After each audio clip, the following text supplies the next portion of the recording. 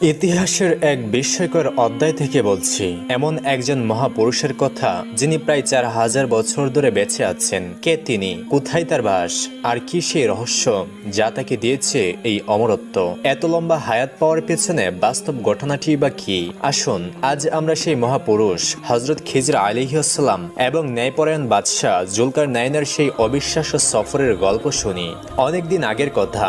তিনি ছিলেন পৃথিবীর এক প্রান্তে, যেখানে ছিল জনমানবহীন নির্জনতা। প্রকৃতির মাঝে নীরব ধ্যান ও আল্লাহর নির্দেশ পালনে নিজেকে প্রস্তুত করছিলেন।